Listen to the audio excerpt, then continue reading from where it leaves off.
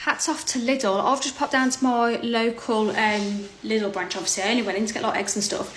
And I've seen the people in front of me at the queue buying this box of fruit and veg. And I've seen the price, £1.50. £1.50. £1.50. I couldn't believe it. So I went and grabbed myself one and I said to the guy at the till, what are these for? And he said, oh, we put them together every morning. Any food that's sort of come in today, so we put them all in a box and it helps reduce waste and it's helping families during this cost of living crisis. Look at that, that's fantastic. I've left my lemon juice in there for my cocktails later. But look at that, that is absolutely fantastic. I don't know if it's just my branch doing this or if it's all Lidl branches, but if it's not all Lidl branches then it should be, because I think this is absolutely fantastic. I've got bananas, I've probably got, I'd say 3 bunches of bananas there, and these are all fine. I've got grapefruit, I've got lemons, I've got radishes, tomatoes, red apples, green apples, pears, limes, beetroot, onions, plums. I couldn't believe it. And the chap who was serving me at the till, he's the one that puts them together. He said we put them together every morning, and obviously when they're gone, they're gone. But a lot of people are taking up the offer and a lot of people are buying them because of the cost of living crisis. Oh, I think that is absolutely fantastic. Hats off to Lidl for actually doing something as a supermarket to help struggling families in this fucking cost of living crisis that is crippling hard-working people right now. £1.50, I'm gobsmacked, so hopefully your local Lidl does it. If it doesn't, just pop down and have a look and see if they've got them on offer. Why are basic veggies suddenly harder to find on the shelves?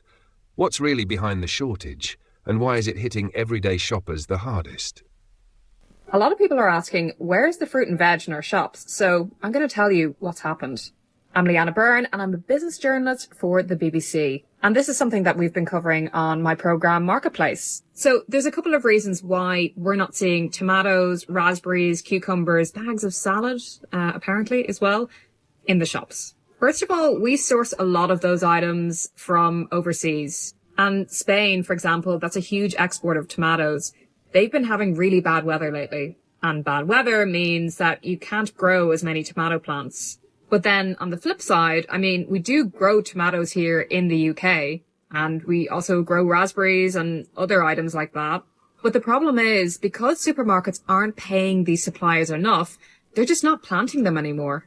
So basically what's happening is these growers are saying, actually, the energy costs are way too much for me to plant my raspberries, to plant my cucumbers, to plant my tomatoes, so I'm not going to do it. And they're arguing supermarkets need to pay us more to actually produce this stuff because it's not worth our while. But then for the supermarkets, it's actually cheaper for them to get it from overseas. Oh, my programme's about to come on. But in some, we're kind of caught between a rock and a hard place because supermarkets don't want to pay more, but the people who they pay less aren't actually giving us those products anymore. So this is M&S today.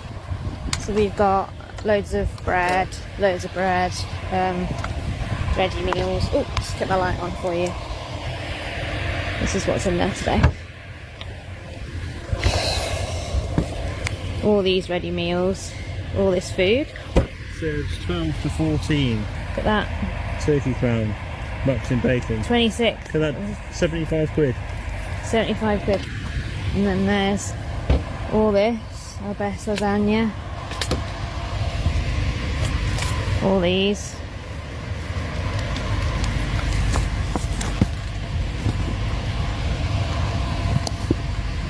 It's chips. just, it's full to the top. It is full today. And then there's all this. And then there's all these baskets full of turkeys. And full of bread sauce. And full of probably bits of coffee in there, and then Loads of sandwiches. Sandwiches and stuff. But that is how much waste they've got this week. It's crazy. This M&S bin had food still cold, straight from the fridge. It makes you wonder how much perfectly good food gets binned every single night. It's the 28th of September today. Saturday. I always get confused on the dates. Look, this is literally just come out of the fridge. still cold. Lidl's just getting their delivery now, I see.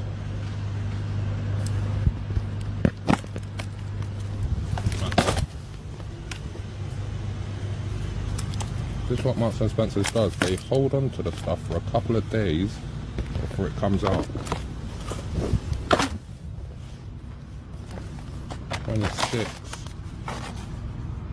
26. This has all been in the refrigerator though. I can tell you this now.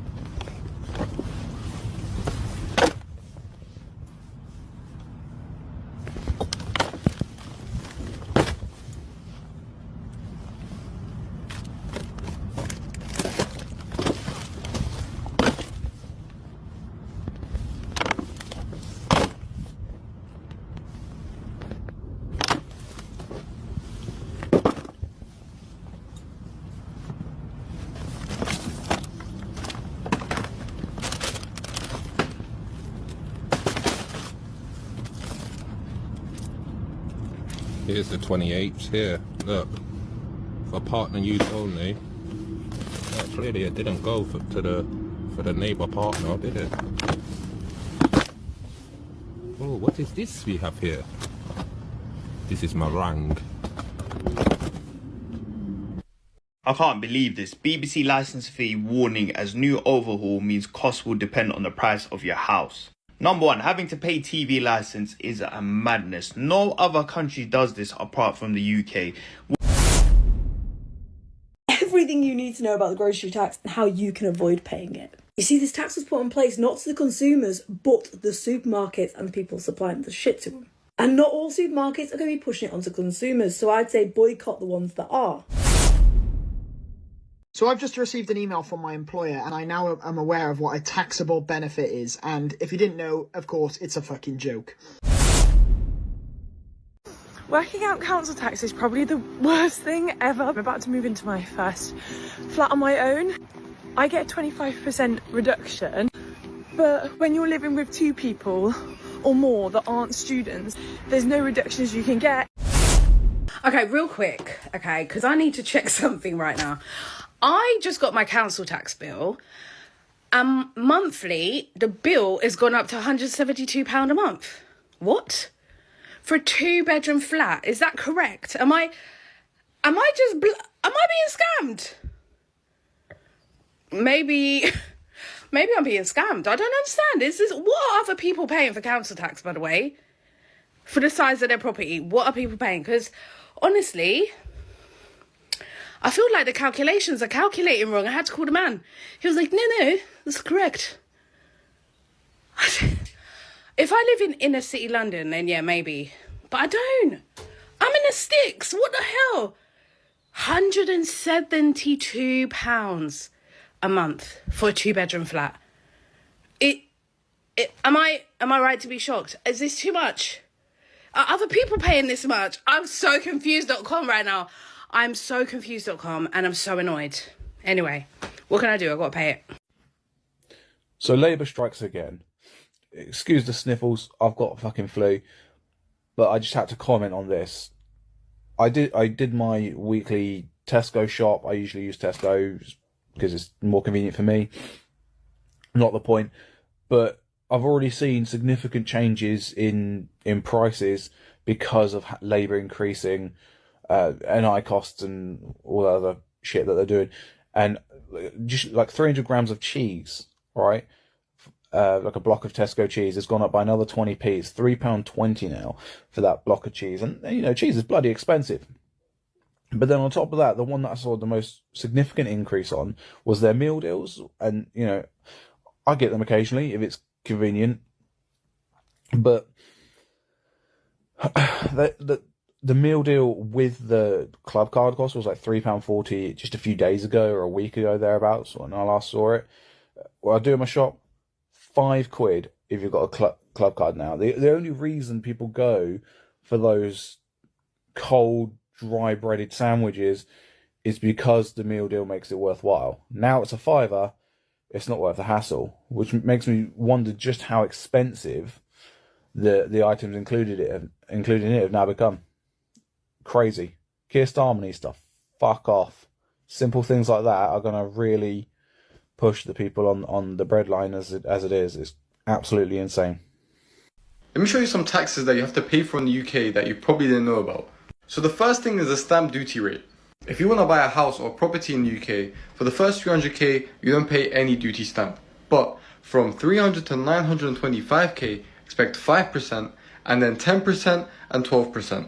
So not only is the London property market just really bad right now, but you have to pay taxes on top of that. Second thing is inheritance tax. So after your 325k in relief, you have to pay 40% in taxes for anything you inherit. So your parents have been working so hard to build up this wealth for you. And after they've passed away, the government wants to take almost half of that. And you also have fuel duty. So whenever you fill up your car, you have to pay 53 pence per litre in tax. And on top of that, pay another 20% in VAT. So on top of your road tax, your insurance, your maintenance, you also got to pay tax on your fuel. And the last one, and the most stupid one in my opinion, is TV license. I'm not even going to get into it, but yeah, you have to pay to watch TV. Well, BBC, but you know. So now the BBC licence fee might depend on the size of your home. The UK is literally the only country still charging people just to watch telly, and now they want to charge even more if you've got a spare room. This is going to ruffle a lot of feathers, especially if you are one of the people who has previously been able to opt out of the licence fee because you will no longer be able to do so. In a massive shake-up, it's been decided that there will not be one BBC licence fee, but instead it will be done on a progressive system. And instead the fee will be linked to property bands. So if you live in a more affluent area, your BBC licence fee will be higher than others. I just think that people are going to go crazy about this. But what do you think? Is this going to affect you? Are you one of the people who previously was able to opt out of the licence fee but will no longer be able to? I can't believe this. BBC licence fee warning as new overhaul means costs will depend on the price of your house. Number one, having to pay TV licence is a madness. No other country does this apart from the UK. What do you mean? For me to watch TV, even if I don't watch BBC, I need to pay a TV licence. Under the new means testing proposal, households will not be able to opt out of a TV licence. Surprise, surprise. So if you don't know, the BBC have been losing money because people are not renewing their TV licences. Because let's be honest, who even watches live TV these days? Everyone's on Netflix, Amazon Prime, etc. So the BBC have said in an interview earlier this year that the fee will be linked to property bands and collected at the same time as council tax, like we don't have enough taxes and enough bills to pay. And he also dismissed the idea that TV licence will be scrapped for a Netflix subscription style service, saying that it will not meet the BBC's key role to offer something for everyone in the country. So what happens if you don't watch BBC or any of the programmes? Like, do we still need to pay it? I don't understand. This lady says she knows someone paying just £1 a month in council tax. Let us know what you think about this. I know someone who pays £1 to council tax for the last 4 years and nothing happened. And basically set up standing order, £1. And when the council said you have to pay more, said show me the law. That was it. Couldn't. It was just a suggestion. So this applies on everything. They can't class you as non-payer because you are paying. So they cannot go any further with that. Obviously, make sure you confirm this information yourself. This is not legal advice, but it's like a mortgage. If you make contribution, if you make payments, they can't do anything. As long as you stop paying, full stop, then obviously they can take things to another level. But if you pay in, utility companies as well, it's all about negotiating. There's a lot of people doing this now. Obviously, you need to know what you're doing, but there are ways to defund these monsters that are using our money, hard-earned money, to fund wars. This guy was shocked to find out he had to pay tax on the benefits he claimed from work, like getting help and still being charged for it. Did you know that too, or is it just another surprise in the UK system?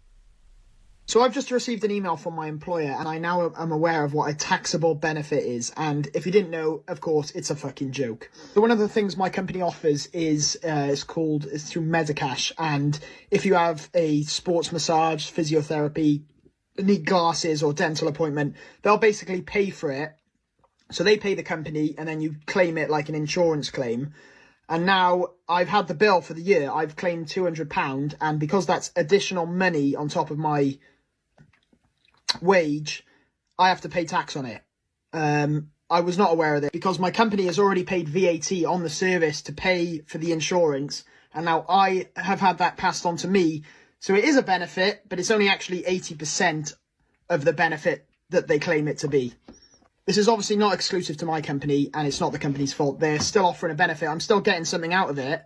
However, the government just decide, oh yeah, he's getting more money technically, even though it's an insurance claim. So, and now I have to pay more money. I think it's a fucking joke, and I wasn't aware of this before because I've only worked in a very large company for the past sort of year or so. But again, I'm still getting a benefit from the company, but the government just decides to tax it even more than they already have. And now I'm stuck with a bill. That's just fucking crazy to me. So yeah, and the same would go if you had a company car or shit like that.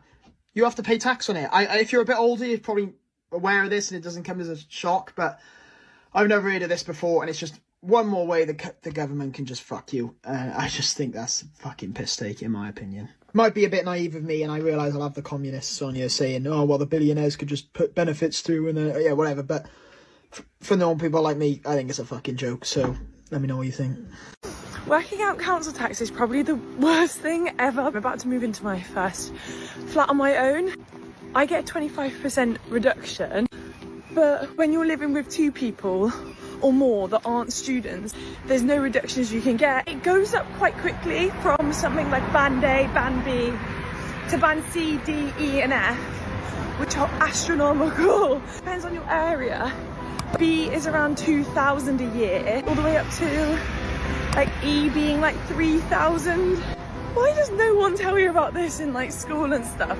Rent as well as bills as well as council tax, and no one tells you.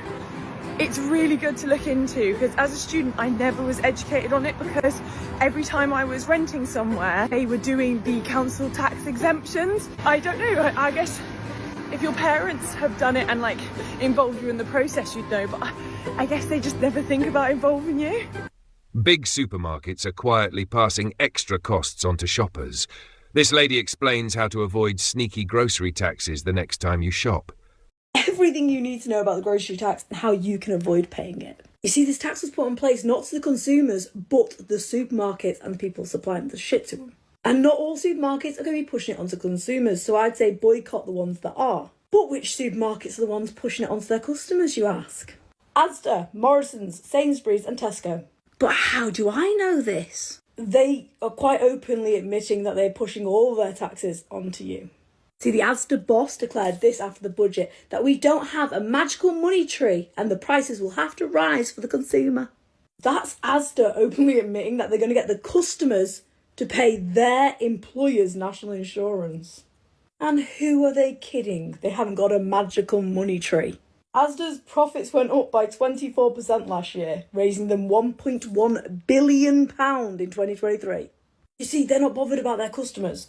They're bothered about their profit margins. Asda, Morrison's and Sainsbury's can all afford to pay their own taxes without pushing it on their customers, but they don't want it to affect their profits. Even though they've profited so much from the cost of living crisis, and some of them upped the food more than inflation, so they could profit even more. Now, if you don't want to pay the grocery tax that these arseholes are pushing onto you, go to Lidl. Yep, Lidl. Their main policy is to supply quality products at the lowest market rate. Last year, Lidl's profits were 43.6 million in comparison to the loss they made of 76 million the year prior. 43.6 million is a lot less than 1.1 billion that Asda made. But they've promised to pay their own taxes and not push it onto their consumers. Now, of course, Lidl aren't doing this as like some selfless deed to feed the hungry. In 2023, they brought in 1.4 million new shoppers because their food is affordable. So all them people who are getting all these taxes shoved on them from the main brands are turning to Lidl. And the chances are you already shop at Lidl, because 60% of the UK population get their food shop from Lidl now. If you're excited for 2025, good for you. And this is for the people who are living in the UK. Groceries are leveling up. Yeah, the cost of living crisis is getting wild. And so if you thought inflation was bad, wait till taxflation comes in. It's coming in next year. This is about a grocery tax that you will be paying for when you go to get your groceries. Yeah, in other terms, it's called EPR. So next year, when you go to grocery shopping and you're thinking, why my total bill is high? It's not you. It's just the taxflation. Yeah. So if Labour couldn't get any worse, if you are in the military and you die in service, your family receives an inheritance which is tax-free. Now Labour in 2027 are going to tax you on the inheritance. These men and women who die in service, die for their country, and now Labour, with their no-shame policies, want to have a little piece of the pie from someone's courage to die for their country. Despicable. Landlords are already being squeezed, and you've got another cost coming your way. As a landlord, you already have to submit a tax return and pay your taxes, but now you're going to have to do so every quarter. In 2026, under the MTD Making Tax Digital scheme, the government is announcing that they want all landlords to pay tax quarterly. So another cost, another burden, and more admin. There's so much pressure on landlords at the moment, especially small-scale landlords, which we desperately need. Here's another admin burden and another cost, making it even more difficult for landlords to operate their small businesses. Even pensioners aren't getting a break, taxed left, right and centre on the little they have. After working their whole lives, this is what they're left with. Hi folks, so another blow to our elderly people of the country. Although pensioners are getting a rise this year in their pensions, it's about £472 I believe it's going to go up throughout the whole year. Statistics are showing this is going to be wiped out with the rise in taxes and council tax and the cost of living. Now, I don't know about you, but I really feel that our elderly people have been totally shafted in this country. Imagine, you know, like your parents probably told you, work hard, be a good person, pay your taxes, do everything right, be law-abiding, you know, be a good little citizen. And let's be honest, what does it actually get you at the end of the day? Not a lot. A little pension that you can hardly live on. You know, you're now going to be, you know, you've got all these extra costs coming in, and a lot of people, as well as having their fuel allowance taken away, you know, it's just absolutely disgusting. Now, I really feel for the elderly people in this country. I don't think the government have looked after them at all, and I really feel that, you know, as they're probably the most vulnerable group in the country at the moment, we should be giving them as much support as possible. I wouldn't mind paying higher taxes if it meant their pension, you know, went up and they could have a better standard of living. I'd be more than happy to do that. But we know money goes elsewhere, it doesn't get spent on the people that generally need it, and it just lines loads of politicians' pockets. So let me know what you think in the comments, guys. Do you know anyone who's really struggling? You know, has it affected you? I'd be interested to hear from people. Let me know what you think, guys. If you manage to save your first £10,000, your life will get a lot better. Now, your life's not going to be financially secure forever, but I'm going to explain how having this amount of money will definitely improve your life. I don't think the cost of living is the biggest crisis in this country. I genuinely believe that the biggest crisis in this country is people just not knowing how to manage money. So I've just been going through my bank account and I've realised that I could be saving myself almost £1,000 a year just by changing some of my spending habits. If you live in the UK, stop scrolling and save this video. Here are the extra times to shop at your favourite stores and save up to 70%. First store, Tesco. Shop around 8 PM. That's when the prices drop the most. If you're struggling for time and fancy cheap and easy meals for a week, Here's How I Eat for around £15. I'm actually able to make this around £10 due to cupboard items and snacks my parents give me, but for only £5 more you can be fully self-sufficient. You can do this whole shop at Morrison's and the Food Warehouse. For breakfast, I recommend this 99p bag of porridge oats that works out at 25p a week, and obviously some milk to mix with this. I use sugar on my porridge as it is cheaper, but honey works perfectly fine too. For lunch, I prepare cream cheese sandwiches the day before with a bag of crisps and a snack, which I get discounted at shops or on Olio, a food waste app. For the bread, I was lucky to find a cheese baguette for 10p that will last a week in the fridge. I never buy bread full price, and I recommend you do the same. For dinner, I have an Iceland ready meal. The cheap ones of these are only £1 and sometimes have enough food for 2 meals if you prepare something else with them. To make sure I'm consuming enough fruit, I use Iceland smoothie mixture with milk and sugar and sometimes fruit juice if available. Blend it together to make a smoothie for a nutritious end to the day. And that's my £15 weekly meal plan. You can see the maths and shopping list worked out here. Money management isn't really taught in schools anymore, and a lot of people are left to figure it out the hard way. Do you think more should be done to teach financial basics? I don't think the cost of living is the biggest crisis in this country. I genuinely believe that the biggest crisis in this country is people just not knowing how to manage money. And don't get me wrong, I know there are people in genuine poverty. I know there are, but there are also people who are spending £200 a week on food shopping for maybe 2 adults and 1 child. And money management is not being taught in schools. We're not being taught how to make, do and mend anymore. We're not being taught how to make things stretch. We're not being taught how to be creative and resourceful with our money. And it's a real shame because people are spending a lot of money when there's really no need to. There really isn't. I wasn't taught anything about money or how to cook. I've had to learn it all myself because I had nothing and I had to make it stretch. My grandparents had 9 children and they had nothing, but they knew how to make their money stretch. They knew how to make it last. They knew how to cook good, nutritious food, probably because they were taught it either by the parents or in school. And it's just a shame that things are going in the other direction and people are just buying for convenience. Say it with me.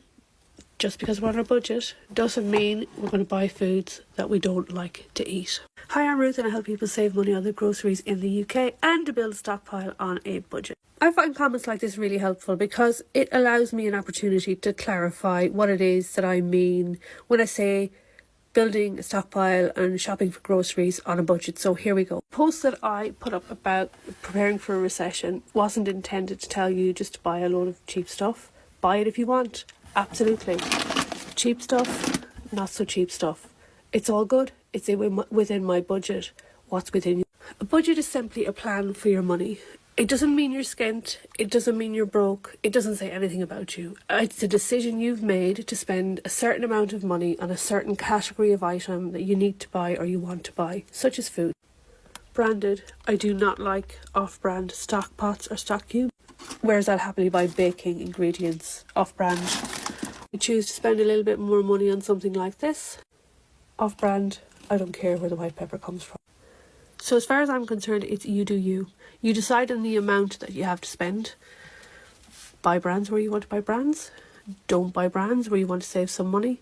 But fit it within the amount that you've budgeted for and that's comfortable for you. So thank you for the question, commenter. I hope that clarifies things a bit. Save this video if you found it useful and follow for more content like this. If you manage to save your first £10,000, your life will get a lot better. Now, your life's not going to be financially secure forever, but I'm going to explain how having this amount of money will definitely improve your life. Now, when you've got some financial backing behind you, you have money for emergencies. If your car breaks down, your tooth comes out, your dog gets sick, or God forbid you lost your job, you've got enough money to cover you for at least probably 5 months, that buffer, and you've got that security. Now, when I was in my late teens, early 20s, I probably had about £3,000 worth in savings, which wasn't a huge amount, but it was a little bit of security that if something did go wrong, I did have some backup. But I still never felt that secure with that amount of money because it wasn't a huge amount. I mean, it was enough to see me for, probably 2 or 3 months, but realistically, it wasn't going to last that long. So I know it's very difficult to save in this day and age, and a lot of people do not have savings, but please, if you can, try and save this amount, because you will feel better, you'll be able to sleep at night, it will give you a lot more security, and it's a way, it will stop you getting into debt, relying on credit cards, and it will definitely put you on the right path to financial freedom. Money saving hacks number 4. When buying snacks for your kids, avoid the multi-packs of pre-packaged snacks and just go straight to the biscuits. So much cheaper, and you can put them in Tupperware or individual plastic bags or just straight into their lunchbox as is, and you'll save so much more money, I promise.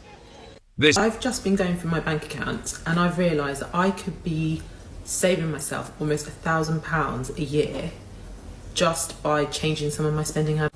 So I'm trying to have a low spend 2025, so that means like not splurging on anything that I really don't need and just really knuckling down on like saving. But I also want to go up, like I don't want to restrict myself and feel like I'm not thriving, but just doing it in a like responsible, financially savvy way. So if anyone else is also having like a low spend 2025 but also wants to like glow up, this is one thing I feel like you need to do to make sure that you're making the most of your money. So I just had a look at my bank account and I realised that I was getting charged for a subscription for Disney Plus. I thought it was £2, but it was actually £5. Obviously £5 is like a small amount of money, but as that builds up over the year, it's actually not that like small. And also it's not what I want to pay. Like I thought I was paying £2 and now you're charging me £5. So I've decided to scrap that subscription, but it also prompted me to look at any other subscriptions I've got going on and seeing if I still need them. So I identified 3 more subscriptions. One was a supplement one that was £10 and it went up to going up to £16. One was my contact lens subscription. It's £27 a month, but I realised because I haven't used my contact lenses as much as I should have, I've got like a whole stack of them, so I actually don't need the subscription anymore, so I'm going to cancel that. And then another one was another supplement one. I was having like a supplement, I don't know, I was going through something last year, basically, when I signed up to all these supplement stuff. But it's another one which is £112 every 3 months. So I've already paid the first 3 months, but for the rest of the year, I don't really want to be paying £112 because it actually ends up being £450 for the year, which is just like, no. So altogether, that comes to £85 a month that I could be saving just by cancelling these subscriptions. And that's like a huge amount of money. That could go towards one of my weekly shops, because obviously food is just freaking expensive. So £85 is kind of roughly what I'm spending on my weekly shop. So that could cover that. And then when I extrapolated it even more, it's £1,020 a year that I could be saving. So that could either go towards savings, like putting in a pot, or it could go towards other things, like I said, like my weekly shop. But anyway, like saving that amount of money just from checking your subscriptions is like mind-blowing. So if you have subscriptions that you kind of know that you signed up to ages ago, but you don't quite know when they're coming out or like how much they are, if they're going up, just go back through your bank account, probably like the last 3 months, and just check when those subscriptions are coming out and how much they're for. And if you don't need them, cancel them, because you could be saving yourself so much money. So that is like number 1 financial glow up tip for 2025. What can you legally take away from a hotel room when you stay there?